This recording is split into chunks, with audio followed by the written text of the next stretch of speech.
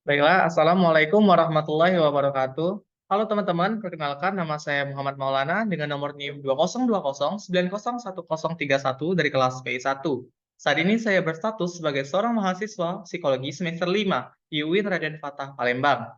Nah, jadi di kesempatan kali ini saya akan menjelaskan sedikit mengenai salah satu materi pembelajaran dari psikologi pendidikan guna menyelesaikan tugas individu yang diberikan oleh dosen pengampu mata kuliah psikologi pendidikan, yaitu Bapak Dr. Muhammad Uyun. Oke, sebelum masuk ke materi, saya akan menyampaikan sedikit membahas mengenai definisi psikologi pendidikan, ruang lingkup psikologi pendidikan, dan manfaat mempelajari psikologi pendidikan.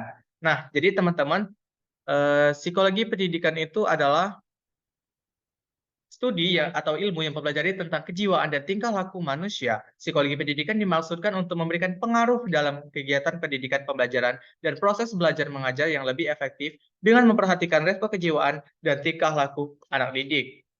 Keadaan sistem pembelajaran, cara mengajar, dan anak didik di setiap daerah tidaklah sama. Kebiasaan anak didik ketika berada di lingkungan keluarga dan lingkungan pendidikan terkadang juga berbeda. Psikologi pendidikan muncul untuk memberikan perbaikan pada dunia pendidikan dan menerapkan kurikulum, proses belajar mengajar, layanan konseling, dan evaluasi untuk mendapatkan kualitas anak didik yang lebih baik. Menurut Muhyiddin Syah tahun 2003, psikologi pendidikan adalah sebuah disiplin psikologi yang membahas mengenai masalah psikologis yang terjadi di dalam dunia pendidikan.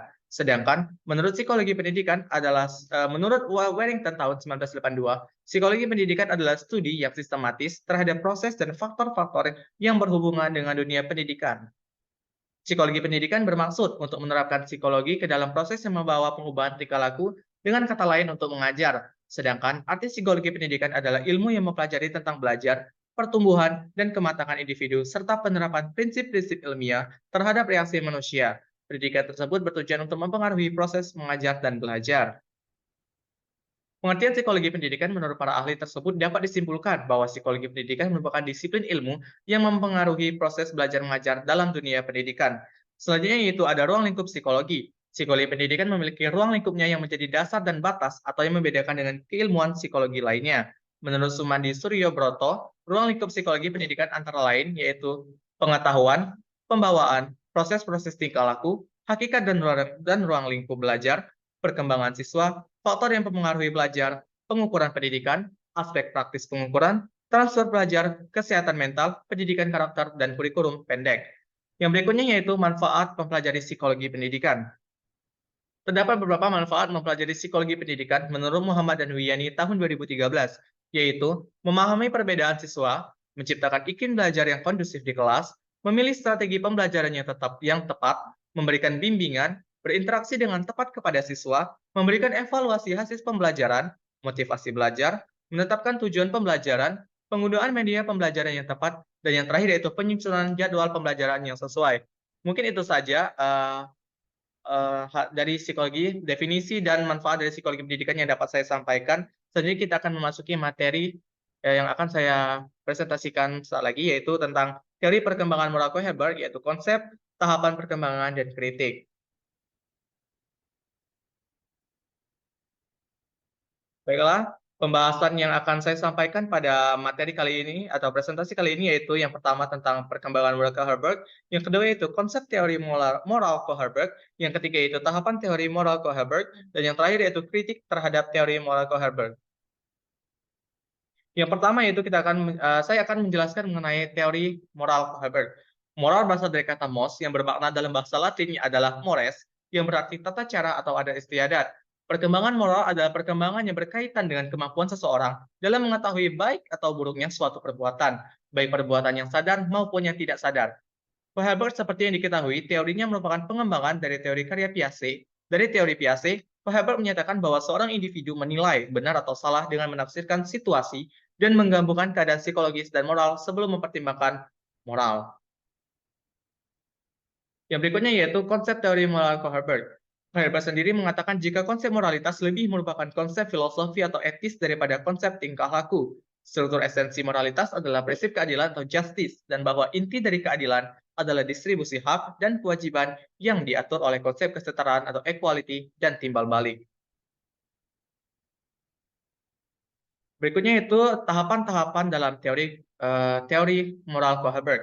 Pada tahapan teori perkembangan Herbert memiliki 6 tahapan, yaitu yang pertama adalah tahap 1, orientasi patuh dan takut akan hukuman.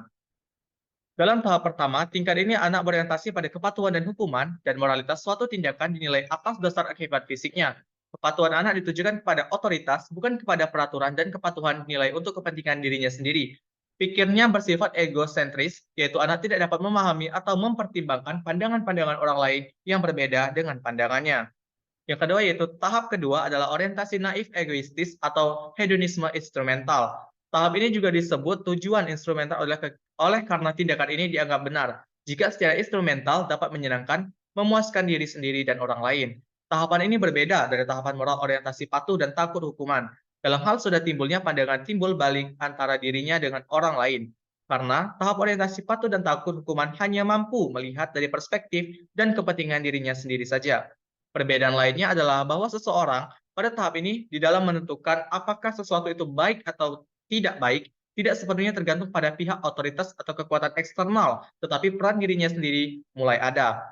Tahap ketiga yaitu orientasi anak yang baik. Dalam tahap ini, moralitas anak yang baik, anak yang menyesuaikan diri dengan peraturan untuk menetapkan persetujuan orang lain dan untuk mempertahankan hubungan baik dengan mereka.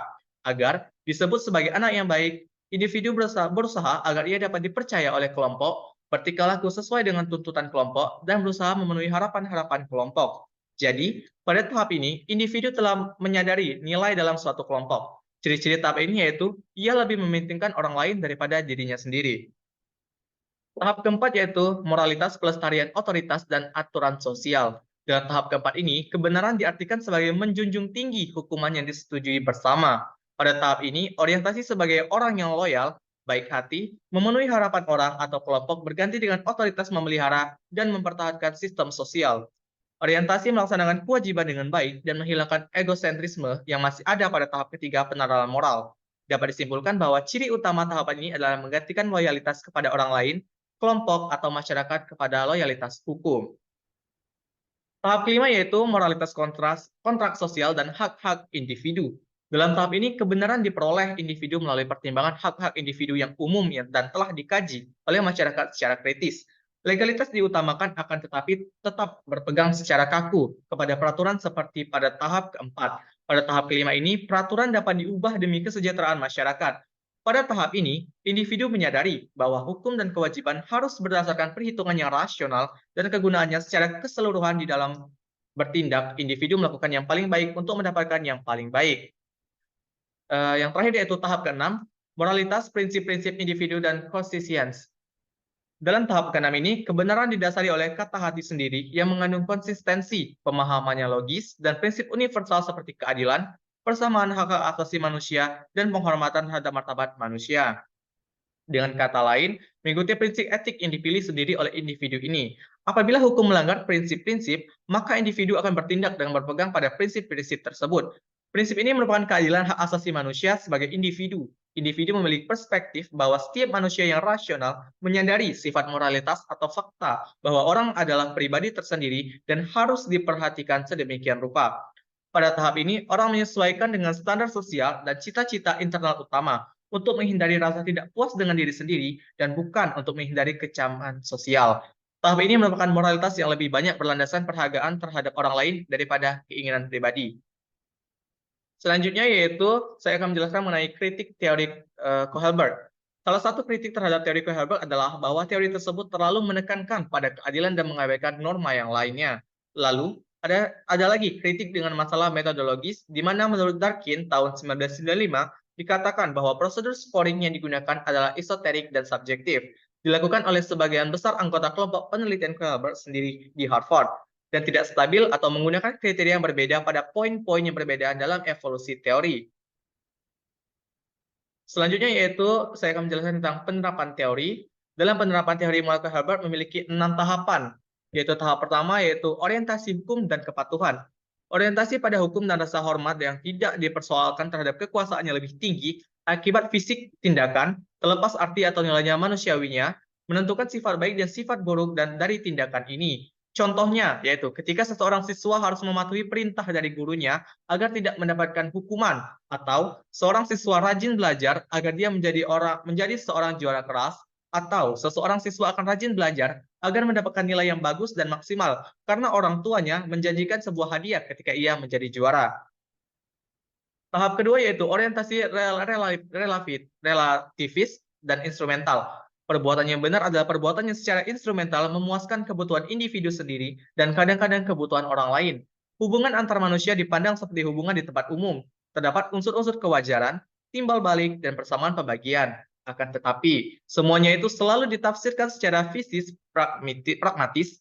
Timbal balik adalah soal-soal jika Anda menggaruk punggung, namun aku akan menggaruk punggungmu. Dan itu bukan soal kesetiaan, rasa terima kasih, atau keadilan.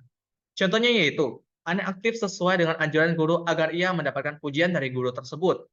Tahap ketiga, yaitu orientasi kesepakatan antara pribadi atau orientasi anak manis. Orientasi anak manis, perilaku yang baik adalah perilaku yang menyenangkan atau membantu orang lain, dan yang disetujui oleh mereka. Terdapat banyak konformitas dengan gambaran-gambaran stereotip mengenai apa yang dianggap tingkah laku mayoritas atau tingkah laku yang wajar. Perilaku kerap ini dinilai menurut niat ungkapan, ia bermaksud baik untuk pertama kalinya menjadi penting dan digunakan secara berlebih-lebihan. Orang mencari persetujuan dengan berperilaku baik. Contohnya, yaitu seorang anak ikut membantu kerja bakti di desanya agar warga sekitar berpandangan baik kepadanya. Yang berikutnya itu tahap keempat, orientasi hukum dan ketertiban. Orientasi kepada otoritas, peraturan yang pasti dan pemeliharaan tata aturan sosial. Perbuatan yang benar adalah menjalankan tugas, memperhatikan rasa hormat terhadap otoritas, dan memelihara tata aturan sosial tertentu demi taat aturan itu sendiri.